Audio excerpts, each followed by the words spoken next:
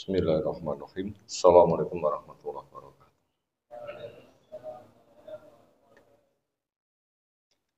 Alhamdulillahirabbil alamin. Alladzi arsala rasulahu bil huda wa dinil haqq lidhirahu 'ala dini kulli. Wa kafa billahi syahida. Wa asyhadu an la ilaha illallah wahdahu la syarikalah. Wa asyhadu anna Muhammadan abduhu wa rasuluh. Allahumma shalli ala Muhammad wa ala alihi wa ashabihi aman tabi'ahum bi ihsanin ila yaumiddin. Ya ayuhan nas ittaqu rabbakum alladzi khalaqakum min nafsin wahidah khalaqa minha zawjaha wa bassa minhuma rijalan katsiran wa nisaa'a wattaqullaha alladzi tasaaluna bihi wal arham innallaha kana 'alaikum raqiba wa ba'd fa inna asdaqal hadisi kitabullah wa khairal hadyi hadi Muhammadin sallallahu alaihi wasallam syarrul umuri muhdatsatuha fa inna kulla muhdatsatin bid'ah wa kulla bid'atin dhalalah wa kulla dhalalatin finnar.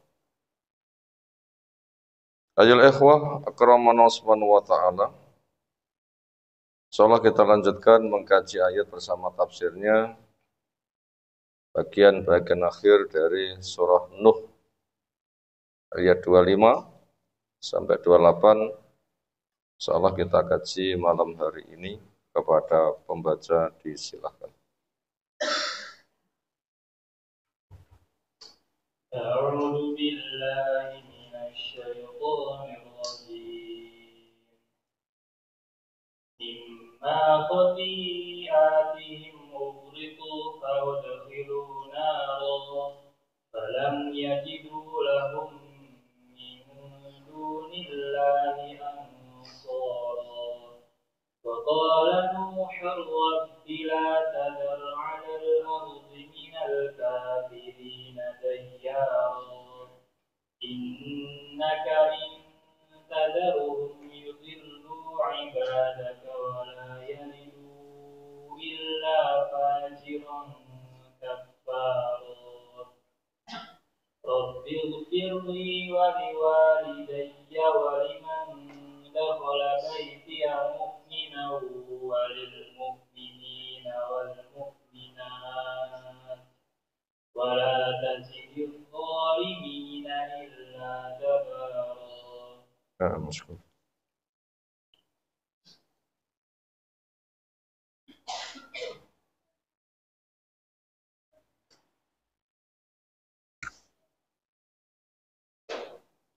Kita mulai dari ayat yang ke-25.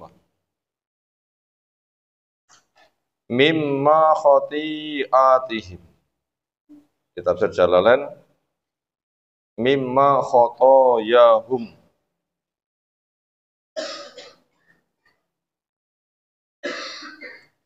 Di situ juga terangkan wa bi qiraatin khati'atihim. Dua bacaan sama-sama boleh dibaca khotoyahum atau khati'atihim. Kalau di Mushaf Utsmani penulisan Al-Quran di masa Utsman ibnu Affan, ketika wilayah kaum muslimin semakin luas, orang-orang yang baru masuk Islam semakin banyak. Mereka belum tahu keberadaan Islam. Sementara bacaan Quran itu macamnya banyak. Buat orang yang belum tahu dikira permusuhan. Maka Hudzaifah bin al-Yaman usul kepada Utsman. Susul umat ini sebelum merusak seperti rusaknya Bani Israel. Karena kebodohan hanya beda bacaan yang sebenarnya boleh. Cuma mereka enggak tahu. Akhirnya mereka punya persepsi lain dikira itu bertentangan menyebabkan umat mengalami perpecahan. Maka untuk itu sebelum pecah susullah bagaimana mereka disatukan dengan bacaan. Akhirnya Utsman merembukan dan disetujui, dipilihlah kru penyalin Al-Quran menggunakan lisan Quraisy. Akhirnya semua macam-macam bacaan ditarik, semua penjuru diganti dengan satu bacaan saja. Dengan demikian umat disatukan dengan bacaan, dimanapun bacaannya sama. Makanya yang kita baca di depan masyarakat adalah bacaan dari Mushaf Utsmani. Di situ dengan bahasa mimma khoti'atihim. Itu yang dipilih. Walaupun dibaca mimma khotoyahum boleh. Tapi karena masyarakat banyak yang tidak kenal, diduga macam-macam, maka itu menyebabkan orang yang nggak tahu masuk pada petaka, maka hindari, maka jangan dibaca dengan bacaan yang lain. Manya masilah, mimma dari apa yang, khotoyahum kesalahan-kesalahan ada pada mereka, wa fi qiraatin khoti'atihim, dari apa yang ada diri mereka akan adanya kesalahan-kesalahan. Manya dianggap itu masilah. Ada juga yang lain membaca dengan di situ dianggap sebagai sababiyah, dari sebab kesalahan mereka. Yang satu terjemahnya dari apa yang ada di diri mereka bentuknya kesalahan. Terjemah satunya dari sebab kesalahan yang ada pada diri mereka. Itu bentuk penerjemahannya beda, tetapi maknanya sejalan. Artinya kesalahan itu mengundang petaka. Kesalahan itu mengundang petaka. Artinya bila orang itu melakukan kesalahan, sebenarnya dia itu membuat undangan resmi. Apa? Akan datang siksa. Sebagaimana menjelaskan, zaharul fasadu fil barri wal bahri bima kasabat aydin nas. Petaka, kehancuran yang terjadi di daratan maupun di lautan. Apa sebabnya? Dosa.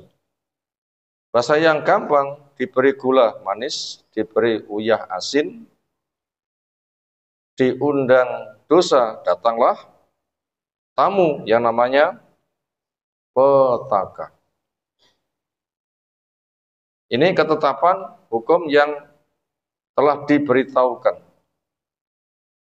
Ditambah gula itu manis, ditambah uyah itu asin, kamu melakukan dosa, berarti mengundang siksa.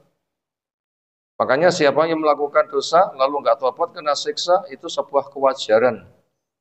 Seperti wajarnya 5 tambah 5 itu 10. Dosa dikerjakan, datang siksa. Itu sebuah kemestian. Ini hukum yang telah kita baca. Disebabkan dosa-dosa yang ada pada diri mereka. Apa petaka yang hadir? Ughriqu, mereka ditenggelamkan. Bitufan, dengan badai besar. Bumi nyumber, tungku biasanya api, ini yang keluar air. Langit pun juga ngerojok. Gunung tertinggi pun juga tenggelam. Semula Nabi Nuh dihina, kenapa membuat perahu di atas gunung? Pantasnya bikin perahu di mana? Ya di tempat yang nanti bila dibawa ke laut mudah. Pabrik dekat laut, atau memang di laut itu pabrik dibangun. Mananya begitu. Wah, ini di atas gunung.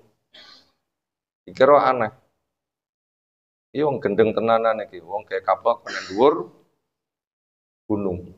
Kalau bikin villa di atas gunung pantas ya. Kenapa? Cari tempat yang sejuk. Lagi bikin kapal laut kok di atas gunung.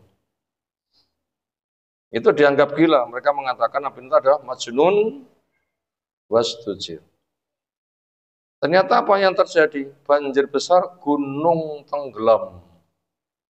Makanya yang naik kapal selamat. Makanya hukum Allah itu pasti benar. Dikatakan aneh itu keterbatasan akal. Makanya bila kita berhadapan dengan hukum Allah kok terasa aneh, jangan dituduh hukum Allah yang aneh. Tapi apa yang kita tuduh? Akalmu terlalu kecil. Bagaimana akan bisa menghukum? Faudhilu maka akhirnya berikutnya mereka dimasukkan naron ke neraka. Mungkin ada yang tanya, ditenggelamkan kok masuk neraka? Kenapa ditenggelamkan kok nggak masuk air saja? Gimana jawab? Ditenggelamkan kok masuk neraka? Mestinya pantasnya ditenggelamkan masuk air. Gimana jawabnya? Lautan nanti akan dibikin terbakar. Waidal biharu sujirat. Dan ternyata bahan bakar itu banyak di dasar laut. Bila sudah tiba gilirannya, nanti akan terbakar. Dan gunung berapi di laut adakah? Tinggal nunggu kapan saja nanti akan merembet terbakar. Benihnya sudah ada. Itu jawaban pertama. Jawaban yang kedua, mereka yang sudah mati ketika masuk ke alam kubur. Makanya orang kafir ditunjukkan surga. Andaikan kamu beriman, tempatmu di sana. Tapi karena kamu nggak beriman, tutup.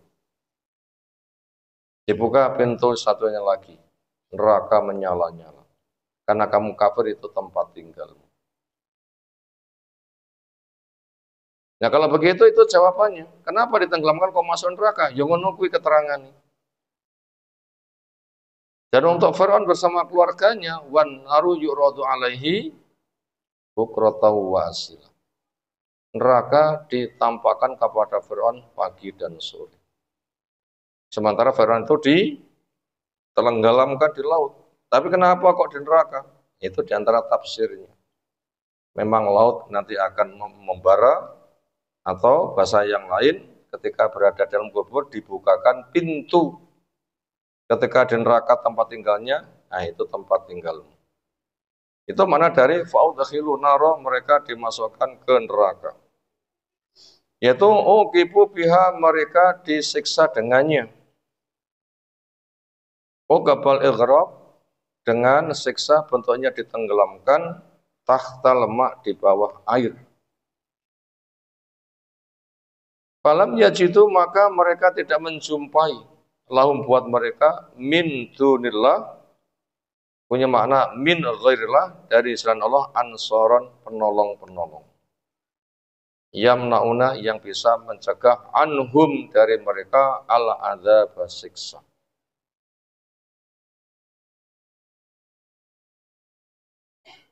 Karena man batu'a bi amaluh lam yusri bihi nasabuh. Siapa yang amalnya lambat, nasabnya tidak bisa mempercepat, tidak bisa menolong. Walaupun anaknya Nabi, kafir, tetap nggak bisa menolong nasabnya. Nggak ada penolongnya. Walaupun di alam kubur sebenarnya mereka itu ditolong. Orang kafir di alam kubur sebenarnya ditolong. Ketika ditanya, man rabbuka, ma ilmuka bihadzal rasul, ma dinuka. Ketika dia mengatakan ma adri, malaikat pun juga sudah membocori jawaban begini. Sudah dibocori jawaban begini, tetap tidak bisa. Hanya mengatakan ma adri. Jadi ho itu bahasa apa? Ho. Ya bahasa Arab. Ma adri. Akhirnya walaupun ada pertolongan tapi nggak bermanfaat. Kenapa? Dia tidak halal mendapatkan pertolongan. Kenapa?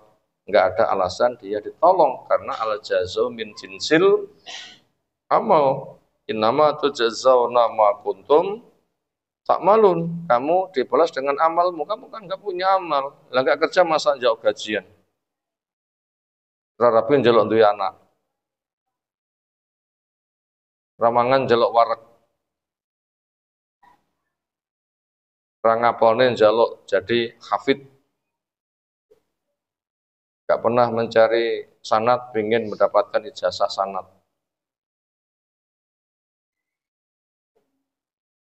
Ya nggak mungkin. Sehingga mereka tuh tidak tertolong. Kenapa? Nggak ada alasan. Walaupun pertolongan melimpah. Wa qala Nuhun, berkata Nabi Nuh alaihissalam, Rabbi, ya Allah Rabbku, la tadar, jangan kau biarkan, jangan kau sisakan, alal ardi, di permukaan bumi, minal kafir, dari orang kafir, tayyaron,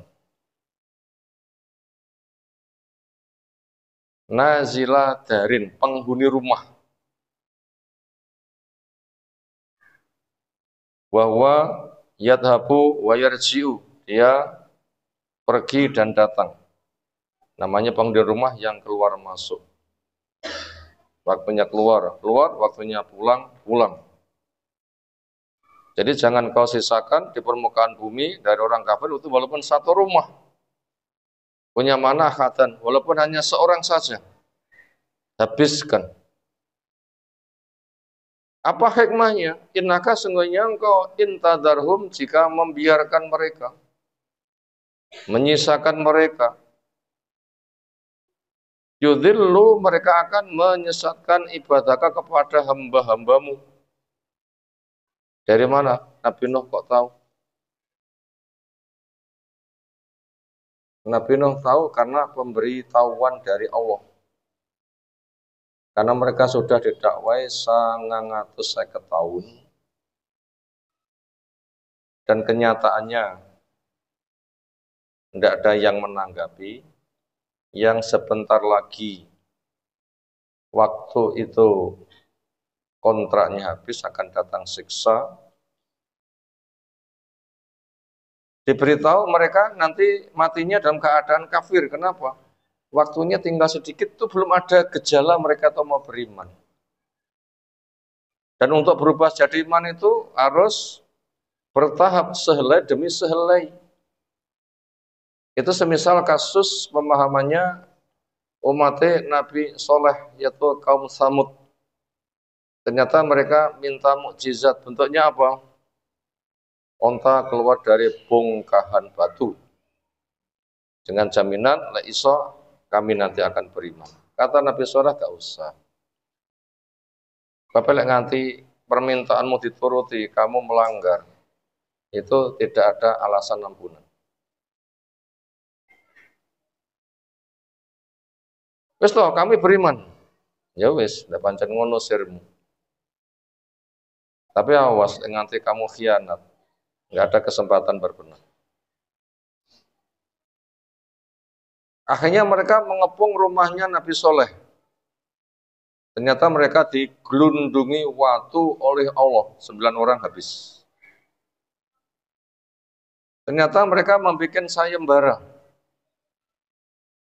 Termasuk seorang perempuan yang khulu dari suaminya ikut Nabi Soleh, istrinya moh. Tetap memegang kekafiran, nggawa apa? Soge pol, ayune pol. Dia bikin sayembara. Sopo sing wani membunuh ontanya Soleh, aku dadi bojone, bondoku dadi bondone. Sir pura kira-kira. Wajune tenanan lho. Soge tenanan. Wis anake gah dong ngeruh wonge pak no gelem. Tenanan ayune.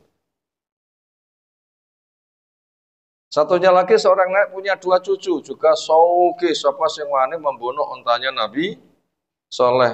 2 cucuku dadi bojone, bondoku dadi bondone. Wah, ini tambah dapat bidadari 2 kanan kiri. Wayune tenan. Gah itu gayane, gah kan orang roh ya, dong roh tenan iso ngregesi wae. Itu ada ceritanya, seorang muadzin itu naik mimbar, naik menara untuk adzan. Melongok ke bawah, ternyata ada perempuan Nasoro, ya bajune wong kafir ya sebatas ngono kae. Jadi ayune ketok tenanan.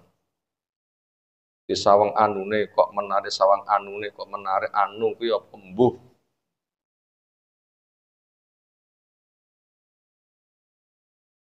Akhirnya malah mudun, kesengsem. Minta nikah, dikatakan nggak mungkin kamu nikah dengan saya. Kenapa? Saya kan Nasara, kamu kan orang Islam, kan nggak boleh di dalam agamamu menikahi orang kafir atau bahasa semisal itu. Terus toh ndak pokoknya aku ninggalnya agamaku gak opo-opo sing penting rabi dengan kamu. Nganti kaya ngono. Itu betul-betul menggiurkan fitnah itu. Ternyata ada yang siap kemudian membunuhnya. Nah, begitu Nabi Saleh diberitahu ontanya terbunuh, mereka langsung digertak. Waktumu tinggal 3 hari. Ini nggak ada kesempatan tobat 3 hari. Kenapa? Janji dari awal masalah. Janji dari awal masalah. Kalau nganti kamu membunuh, waktumu tinggal 3 hari. Lain nganti membunuh, waktu tinggal 3 hari, bila sudah 3 hari, hancur. Ini sudah ada pemberitahuan. 3 hari itu sudah ada stempel, sehingga waktu 3 hari itu sudah bukan waktu untuk mengadakan pembenahan, direvisi, itu tidak ada. Senada dengan itu, pemberitahuan yang Allah berikan kepada Nabi Nuh. Kurang lebih itu bahasanya, mungkin semisal diberitahu, dakwahmu suwene 950 tahun. Ini pemahaman. Lek nganti sudah 950 tahun, ternyata kok nggak beriman. Wongnya nggak bakal beriman. Senada itu maknanya. Gimana bahasa pemberitahuan dari Allah? Itu di surah Hud yang ke 36. Tolong bacakan di lapan. Hud 36. Ayo, siapa yang baca? Ya, konangan Quran ya dibuka karek moco. Ya, wa ukhiya lanjutkan. Ukhiya ila Nuh fadl.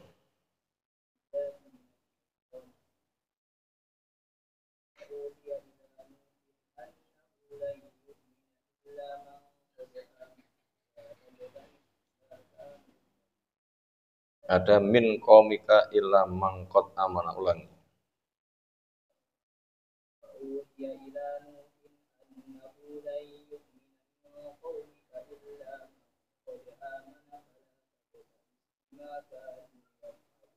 Ini pemberitahuan dari Allah.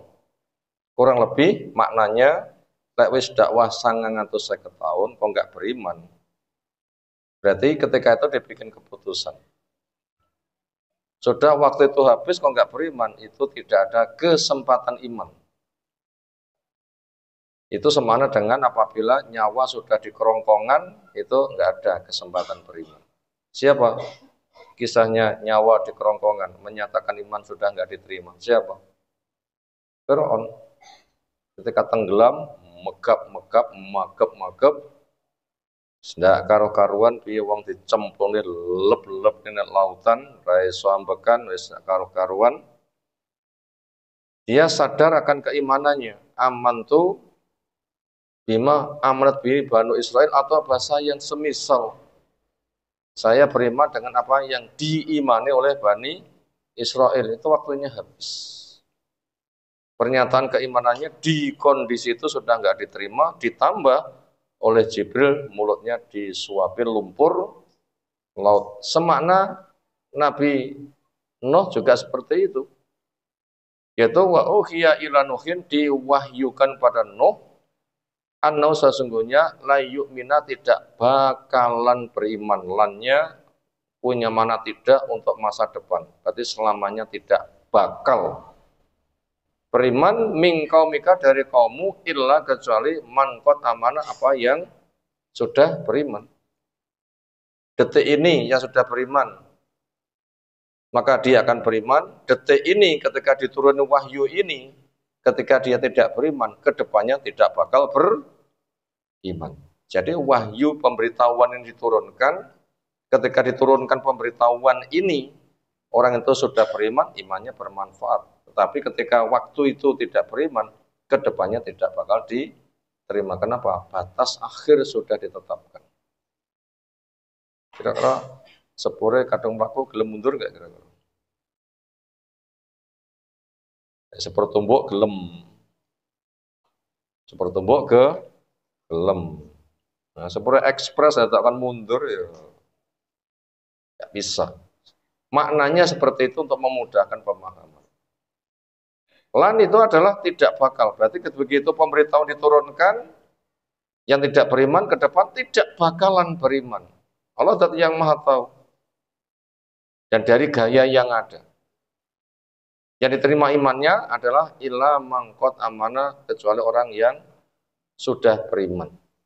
Maka menghadapi kepada mereka yang tidak beriman, fala tabtais bima kanu yaf'alun, kamu tidak usah memiliki rasa gimana tentang nasib yang akan menuju pada mereka, rasa belas, rasa kasih, rasa mesaknya itu tidak usah. Kenapa? Mereka itu memang tidak ada harganya sama sekali dikarenakan apa yang mereka kerjakan. Maka dengan pemberitahuan yang seperti ini, akhirnya muncullah ungkapan Nabi Nuh, yaitu innaka sungguhnya engkau intadarhum, jika masih kau sisakan yudillu ibadaka, mereka akan menyesatkan. Maka itu dihabiskan saja. Kenapa? Bila nanti nggak dihabiskan akan menyesatkan. Dari mana Nuh tahu? Ya tadi dari pemberian wahyu tadi. Wala yaitu, dan mereka tidak akan beranak illa kecuali fajiron kafaro, anaknya akan menjadi pendosa dan tukang kufur. Ini bukan ramalan, tapi ketetapan. Bila gejalanya begini, kok belum beriman? Tidak bakal beriman. Sehingga andaikan dibiarkan hidup, mesti menyesatkan. Bila mereka punya anak, mesti dididik anaknya menjadi fajiron kafaro, pendosa lagi banyak kufur. Maka di waktu itu ada seorang anak digendong Pak E.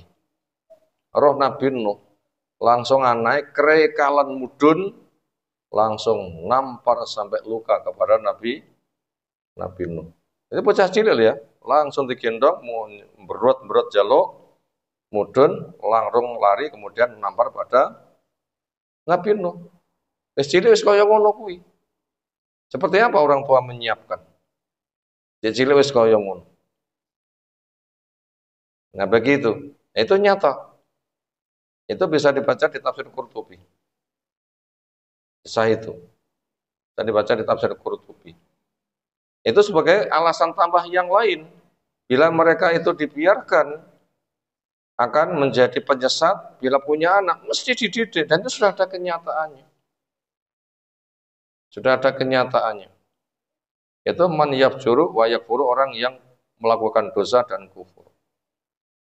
Qala dzalika, Nabi Nuh mengatakan hal seperti itu lima takodama, karena apanya sudah berlalu, minal iha, dari pemberitahuan wahyu ilahi kepadanya, sebagaimana ada apa tadi wahyu yang diturunkan Nabi Nuh. Surah Hud ayat berapa tadi? 36. Maka doa Nabi Nuh itu duduk di kerso peramal bukan, tapi memang itu ritmenya. Yang itu ada batas akhir. Bila batas akhir nggak beriman, itu selamanya tidak bakalan beriman. Rabbighfirli, ya Allah ampunilah dosa-dosanya. Tutup, jangan dibuka, jangan dituntut. Wa liwalidayya, dan juga dosa dua orang tuaku. Maka na mu'minain, versi di Jalalain, kedua orang tua Nuh itu ada beriman. Waliman dakhala baitiya, demikian juga ampuni dosa orang yang mau masuk ke rumahku. Manzili, ke rumahku, au masjidah, ke masjidku. Atau di bahasa yang lain, mau naik perahuku.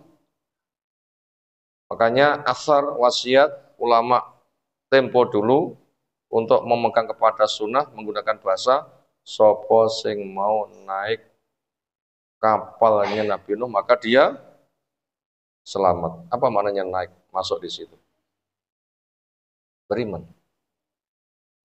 Bukan masuk tujuan lain. Masuk untuk beriman. Yaitu ketika sudah banjir, mau masuk, itu tandanya beriman.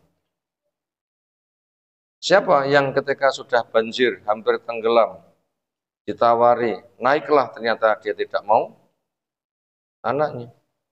Apa pesan Nabi Nuh pada anaknya? Ya bunaya irkab ma'ana dibaca irkam ma'ana. Apa kata sang anak?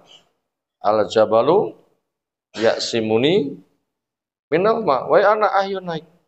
Bahasa kasih sayang, ya bunaya, ayo naik bersama bapak. Kata anak, buatan gunung akan menjadi penyelamat saya. Akhirnya dihalangi oleh ombak lalu tenggelam. Dan mereka memiliki jasa seperti apapun bila kondisi ini telah tiba, jasa baik itu nggak ada gunanya sama sekali. Andaikan wong punya pertimbangan semata karena mesak nih, nanti akan dimesak nih. Tapi sudah nggak ada kesempatan mesak nih. Walaupun itu paling ternyuh, paling menyentuh. Apa itu kisahnya? Seorang ibu yang mempertahankan kekafirannya. Begitu banjir mengejar, langsung naik ke gunung. Kejar, naik lagi, kejar, naik lagi. Lama-lama puncaknya sudah tidak ada gunung lagi. Akhirnya air merambat sampai mata kaki, sampai lutut, sampai perut, sampai leher, sampai mulut, sampai hidung, sampai peres sirai. Sing kita tinggal lengene, di atasnya ada bayet. Bertahan nanti kalau ngono, mbok wis kelelep begini san. Itu andaikan nenek wong sing dimesakne dia, tapi dia sudah enggak dimesakne lagi. Kenapa? Masa mesakne sudah habis. Akhirnya dia enggak mendapatkan pengampunan. Enggak dapat pengampunan. Makanya iman itu jangan ditunda-tunda. Ah, engko dhisik. Biasanya orang itu bila diajak engko dhisik enggak sido budal. Yo ngaji sik. Meh budal loh, sik, bangga sik. Enggak budal ini. Ya ndang kaji sik, ndang kaji. Mulai duit entek malah sido budal kaji. Nah, jangan ditunda-tunda. Segera saja. Ndang rabi, kosek, ngusane kedisian mati. Wah, lah iki lho ya. Beresiko lek ngono. Jangan nunda-nunda. Jangan nunda-nunda. Ndang rabi, insyaallah kapan? Melangkah. Di melangkai rakitan jangka sikili. Terus kapan? Ya embuh, yang penting sudah siaga, sudah melangkah. Jangan ditunda, engko dhisik. Bahaya engko dhisik. Dan segera melangkah, bismillah melangkah. Berapa langkah nanti sampai tujuan enggak ngerti, yang penting melangkah. Siap, nah, ngungguli tentara ngono ya. Ngungguli tentara. Macam dhisik, apa anda tentara engko dhisik. Ya ada tentara itu ya siap, pokok sudah kalah strip, pangkatnya mesti siap gitu ya.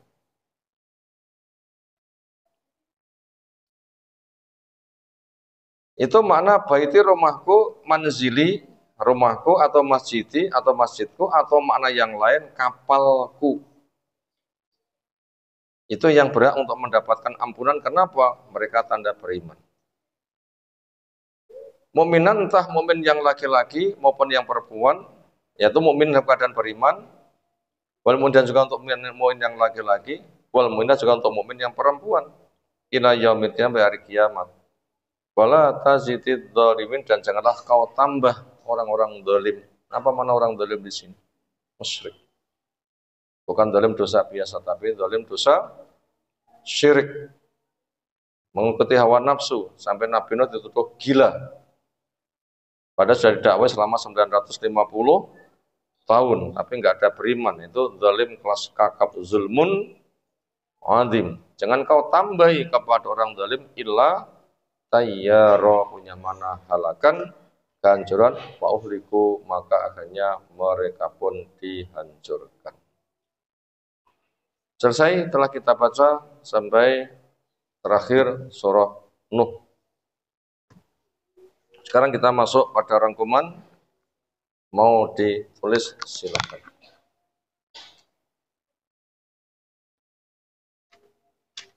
Adapun terjemah globalnya ayat yang ke-25, maka dengan sebab dosa-dosa yang mereka perbuat, sampai waktu berbenah habis mereka juga tidak segera menyambut, bahkan semakin menjadi-jadi. Akhirnya mereka diputuskan kafir dan dihukum ditenggelamkan. Setelah itu dimasukkan ke neraka. Di lautan, membakar dirinya, atau di alam kubur, dibukakan pintu, itu tempat tinggalmu. Dia sudah kena hembusan angin yang mengerikan. Itu nerakanya seperti itu, walau alam. Bila sudah seperti itu, mereka tidak menjumpai selain Allah penolong. Nah, kepada mereka ya sudah diputuskan hancur. Nabi Nuh sudah diberitahu, mereka tidak akan beriman. Di situ Nabi Nuh berdoa, ya Allah jangan kau sisakan orang kafir di permukaan bumi walaupun hanya satu rumah. Walaupun seorang pun. Kenapa? Jika masih kau sisakan, mereka nanti akan menyesatkan. Dan itu nyata. Dan mereka tidak melahirkan anak kecuali akan dididik sebagai pendosa dan kufur. Nah, kepada yang beriman didoakan, ya Allah ampuni dosa saya, dosa kedua orang tua saya, dan dosa orang yang mau masuk ke rumah saya dari karangan orang yang menyatakan iman, entah laki maupun perempuan. Jangan kau tambah orang zalim kecuali kehancuran. Sekarang kita masuk pada rangkuman dan 4 nomor pendek-pendek, mau dicatat silakan. 1. Keputusan hukum. Setelah melewati proses keputusan hukum atau hukum diputuskan, setelah melewati proses penegakan hujjah,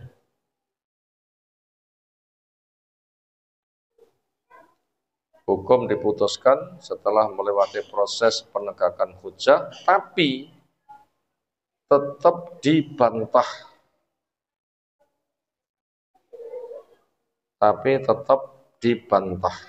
Hujjah tetap dibantah.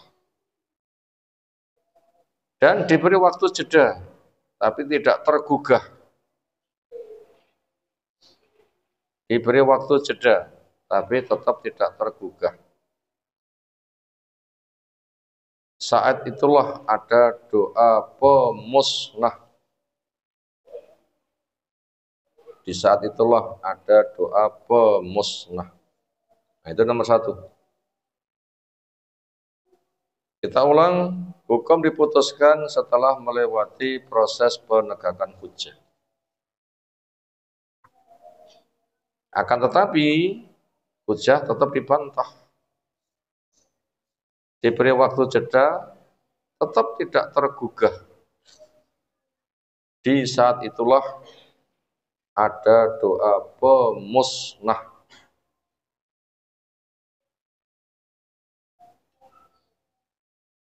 Artinya begini, orang ketika memutuskan salah, tidak boleh semata roh wong salah, wong ke salah, tidak boleh. Kenapa? Bisa jadi tidak sadar, bisa jadi ngelindur, bisa jadi dipaksa, bisa jadi lupa. Apa kewajibannya? Yang melihat, ya amar ma'ruf nahi mungkar. Tanya, fulan apa yang kamu kerjakan? Sadarkah itu kamu melakukan kesalahan? Bila tidak sadar, saya beritahukan. Bila sadar, saya ingatkan. Kenapa sudah tahu masih kamu langgar? Itu namanya contoh penegakan hujjah. Contoh penegakan hujjah. Karena nggak mesti orang melakukan perbuatan salah, dia divonis salah. Kenapa? Bisa jadi tidak sadar. Bisa jadi lupa. Apa contohnya? Orang mengarungi padang pasir yang luas, saking kesele, yang teringat itu hanya istirahat, ada tempat teduh, langsung turun merebahkan badan tanpa diikat kendaraannya. Gimana kendaraannya nggak diikat? Unta. Ya pergi. Begitu lelahnya hilang, bangun, cari untanya, di mana untanya? Kemana? Cari-cari nggak ada. Secara sebab nggak ada harapan. Akhirnya secara sebab Ini tandanya mati lek model ini. Akhirnya dia rebahkan badan siap mati. Begitu belum mati terbangun, ontanya sudah siaga di depannya. Gimana senangnya? Wah, wah senangnya. Saking senangnya muni apa? Segala puji milik Allah. Saya Tuhan mungko hambaku. Salah enggak? Tapi enggak sadar ngomong ngono. Ya enggak disalahkan. Ucapannya salah tapi dia tidak disalahkan. Makanya keputusan hukum itu tidak seperti itu. Tetapi apa? Melewati proses penegakan hujah. Dilekne dhisik. Andaikan berpotensi murtad, bawa ke kantor polisi, ditegakkan hujah, dinasihati, digamblang nih. Terus gamblang beri waktu 3 hari. Nah, enggak tobat baru dibunuh. Panjang kan prosesnya? Makanya enggak boleh mengatakan nyawang dari jauh kafir dia. Kayak kisahnya 2 orang, sitok taat, sitok ndablek. Temu takwala, lalu pisah. Temu lagi sing ndablek panggah, takwala. Lalu pisah, ketemu lagi sing ndablek rongowa. Dia omongi takwala, kan malah nyente-nyente. Ngomong. Kamu itu emangnya ditugasi ngawasi saya. Wah, di ngonone meropok. Wong kaya awakmu gak bakal dapat ampunan. Bahaya nggak kata-kata itu? Bahaya kata-kata itu. Nggak boleh vonis seperti itu. Makanya memutuskan hukum dalam keadaan emosi itu nggak boleh. Contohnya ya di atas. Makanya hukum ditetapkan setelah melewati proses penegakan hujah. Nabi Nuh berapa lama menegakkan hujah? 950 tahun. Maka tugas kita itu dakwah, dakwah, dakwah, dan dakwah. Terus, saiki orang mbok menawa sesuk gelem. Sesuk orang mbok menawa sok mben gelem.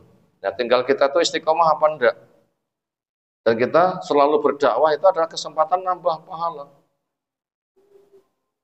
Sehingga tidak akan pernah habis, andaikan punya sumur minyak itu dikuras tidak habis-habis. Teman nggak kira-kira? Dieksplorasi sedemikian rupa, rantai-rantai. Dakwah itu kesempatannya itu luar biasa. Wong kok panggah rong gelem, ini kesempatan dakwah, dakwah, dakwah, dakwah. Makanya nggak boleh mengatakan nyapo, tak omongi ra kodal, serku tak omong kisan manut. Enggak, guru ngomong pisan manut, muridnya pinter kabeh sesuk nganggur. Nganggur njaluk bayaran ngono ya. Enggak ada kerja. Ya makanya penegakan hujah itu terus kenapa dibikin kegiatan. Itu enggak gampang. Tugas kita itu menegakkan hujah. Sabar apa enggak kita? Yang ngaji, yang memberikan dana, yang datang dan semuanya betah-betahan untuk menyambut kematian. Harapan kita adalah mati kita pada kondisi istiqomah. Yang menyampaikan ilmu panggah sabar, yang carimu panggah sabar, yang mendukung tetap sabar, yang mendanai panggah sabar. Harapannya mati ini sedang beramal soleh. Nah, semoga kita diberikan istiqomah dan husnul khotimah. Dan mereka ternyata diberi waktu jeda yang enggak tergugah. Di saat itulah ada doa pemusnah. Kapan? Jibril nyuapi Fir'aun dengan lumpur laut, terus nggak tergugah lagi, suapi. Kapan doa Nabi Nuh? Senada dengan itu. Diberitahu mereka nggak beriman, sudah langsung dikatakan, habiskan saja mereka. Jadi nomor 1, hukum diputuskan setelah melewati proses penegakan hujah, tetapi tetap dibantah, diberi waktu jeda, tetap tidak tergugah. Di saat itulah ada doa pemusnah. Nomor 2, hikmah orang kafir dihancurkan. Hikmah orang kafir dihancurkan. Apa hikmahnya? Agar tidak berdampak nambahi dosa. Hikmah wong kafir dihancurkan. Apa hikmahnya? Agar dosanya enggak bertambah-tambah. Makanya wong kafir mati itu fadilnya gede. Nyapa? Benjo tambah dosane. Kafir mati-mati. Iya kono. Dino iki rong mati, dosane tambah. Sesuk rong mati, dosane tambah. Somben rong mati, dosane tambah. 10 tahun ke depan orang mati, dosanya tambah. Nah, dimatikan itu ada hikmahnya. Apa? Dosanya biar enggak bertambah-tambah. Itu ada hikmahnya. Makanya siapa yang mati, sudahlah, relakan saja. Emang kita digandoli. Nah, enggak jauh digandoli. Tapi masyarakat tuh kadang ada pemahaman aneh. Wis to dililakno. Nggih, kula lilakne langsung males. Gitu ya, ceritanya gitu ya. Itu hanya sebatas dugaan. Jere wonge wis nazak sekarat, ora mati-mati. Lah keluargane dipamiti ora ana sing lilakne ya ora cepot-cepot nyawane. Donge, oh wis langsung les hilang. Betulkah itu? Enggak bener. Enggak bener. Enggak bener blas. Kenapa? Mati itu sudah ada waktunya. Nazak pun juga ada prosesnya. Lepasnya bukan karena izin, tetapi memang jatahnya sudah habis. Maka orang yang ngomong setelah no, begitu langsung les, gak penak toh, nggak bener bahasa seperti itu. Kita ulang nomor 2, hikmah orang kafir dihancurkan adalah agar dosanya tidak bertambah-tambah. Lek wong kafir saja ada hikmah begitu, mukmin berarti ada hikmahnya. Lek mukmin supaya dosanya nggak bertambah, kebaikannya diterima, dikembangbiakkan, maka didoakan. Doa ampunan, doa rahmat, doa aman, siksa neraka, siksa kubur, dan terusnya. Nomor 3, siksa ke depan semakin bertambah-tambah. Siksa ke depan semakin bertambah-tambah. Walam nazitum illa adzaba. Kami enggak nambah mereka kecuali tambah siksa. Siksa dunia enggak seberapa, mati atau alam kubur lebih keras. Di padang mahsyar lebih keras lagi. Masuk jahanam puncak kekerasan, dan semakin lama semakin menjadi-jadi. Naudzubillah min dzalik. Makanya ngati-ngati jangan piara dosa. Kalau sampai mati dosa, dunianya enggak seberapa nikmatnya, mati enggak terasa blas, sementara siksanya semakin bertambah, semakin bertambah. Mana dalilnya? Bala nudhiqannahum minal adzabil adna dunal adzabil akbari la'allahum yarji'un. Jelas.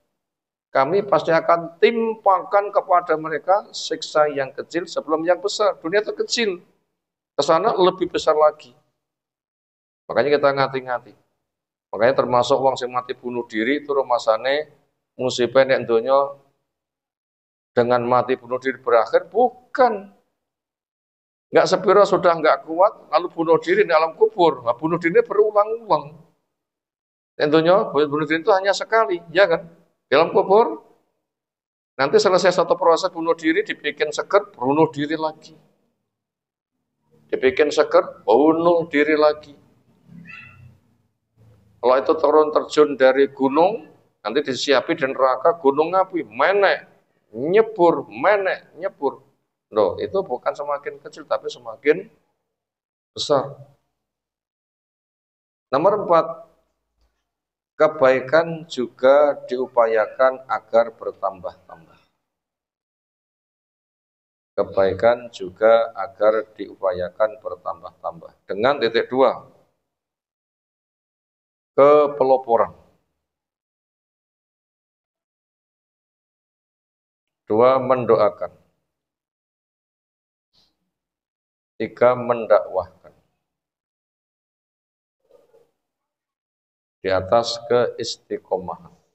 Ini poin yang keempat terakhir. Kebaikan juga supaya agar ditambah-tambah. Gimana cara nambah-nambah kebaikan? Jawabnya kepeloporan. Makanya carilah ilmu, amalkan, ajak orang lain, dipelopori. Yang dijak gelem, ya bejat, ini gelem, tugas kita tuh hanya ajak, monggo. Kita nggak dituntut kudu gelem. Tugas kita apa? Monggo. Nah, yang penting kita tuh budal, monggo. Berapa kali? Pengen 1 juta kali ya gak apa-apa, nanti tambah banyak pahalanya. Terus ngajak monggo. Bahasa gampangnya. Itu kepeloporan. Yang kedua dengan mendoakan, doakan sana sini semoga dapat petunjuk. Dan masing-masing dari kita punya lisan, gunakan untuk banyak mendoakan. Nabi kita disakiti pun juga mendoakan. Allahumma hdi qaumi li'annahum qaumun la ya'lamun. Telah beri petunjuk kaumku, kenapa? Mereka itu belum beriman. Itu disakiti loh ya, bapak punya itu mendoakan loh, Nabi kita. Yang ketiga, menyampaikan pendakwahan. Termasuk monggo itu termasuk dakwah, kalau memang bisanya begitu. Lebih daripada itu, ya datang, tidak perlu wong diusungi. Yang punya potensi sebagai kader, nanti pendidikannya sebagai kader untuk melanjutkan dakwah berikutnya. Jadi sasaran orang yang cari ilmu itu minimal dua. Satu, cari ilmu untuk membimbing ibadah. Ini rata-rata umat. Yang satu lagi cari ilmu untuk membimbing ibadah dan dakwah. Ini untuk generasi terpelajar. Nah begitu. Ya, rata-rata umat itu cari ilmu untuk membimbing ibadah. Itu lebih mudah. Kadang tekotok sudah wis katut itu loh ya. Raketang di sambi karo rotok sir Allah katut nanti. Tapi itu masih mentok pribadi, tapi sudah beruntung. Tapi butuh untuk ditingkatkan. Yang lebih bagus apa? Selain cari ilmu untuk membimbing ibadah, juga untuk membimbing berdakwah. Nah, siapa yang berpotensi sebagai generasi terpelajar, itu supaya dimaksimalisasi. Makanya cara belajarnya beda. Cara belajarnya beda. Dan untuk membimbing ibadah, datang paham, catat, diamalkan, selesai. Tapi untuk berdakwah, harus menghafalkan.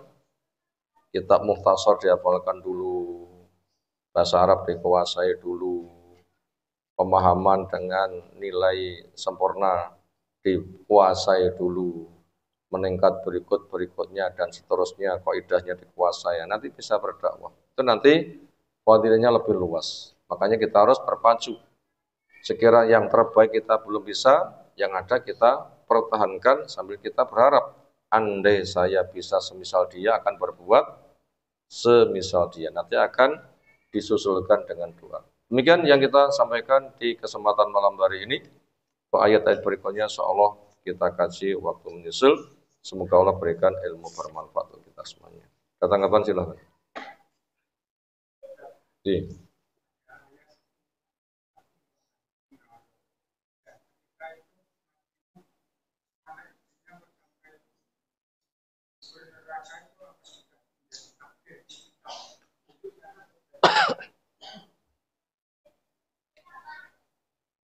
Ada, cuma itu bukan urusan kita karena kita nggak diberitahu.